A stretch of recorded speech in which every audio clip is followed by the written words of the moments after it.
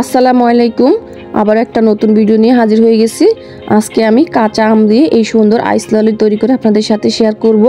এই গরমে কিন্তু সারাদিনের ক্লান্তি দূর করে দিতে পারে এই একটা আইস ললি। এই ললিটা খেতে অনেক বেশি মজা হয় আর বাচ্চারা তো অনেক বেশি পছন্দ করে।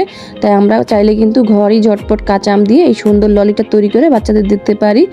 আইস ললিটা তৈরি করার জন্য এখানে আমি 3টা কাঁচা আম নিয়েছি। আমগুলোকে এখন আমি একটা পাতিলে পানি দিয়ে সেদ্ধ বসিয়ে দিয়েছি আর ঢাকনা দিয়ে দিচ্ছি, এতে করে দেখা গেছে তাড়াতাড়ি সেদ্ধ হয়ে যাবে। এখানে আমার আমগুলো কিন্তু সেদ্ধ হয়ে গেছে। এখন একটা ছাঁকনি দিয়ে আমগুলো আমি তুলে নিচ্ছি আর ঠান্ডা করে নিচ্ছি।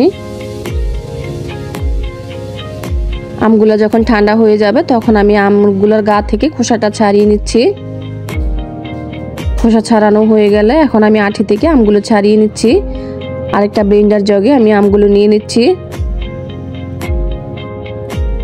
এখন দিয়ে দিব আমি ধনিয়া পাতা। হাতের কাছে পুদিনা পাতা থাকলে কিন্তু পুদিনা পাতা দিয়ে নিতে পারেন।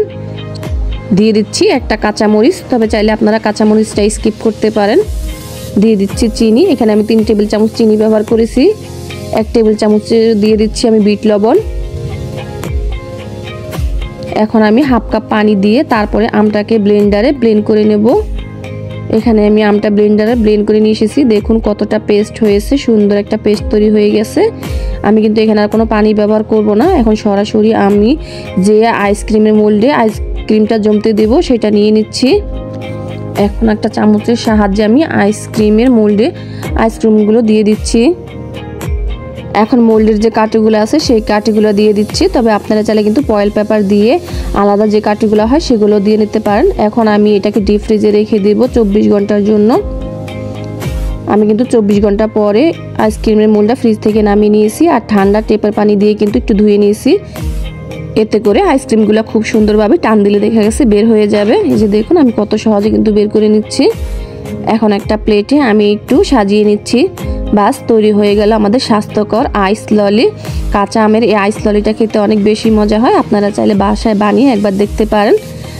আর বাচ্চারা কিন্তু এই গরমে অনেক বেশি বায়না করে এই আইস ললিটা খাওয়ার জন্য। আপনারা কিন্তু ঘরেই স্বাস্থ্যকর উপায়ে কিন্তু এটা তৈরি করে নিতে পারেন।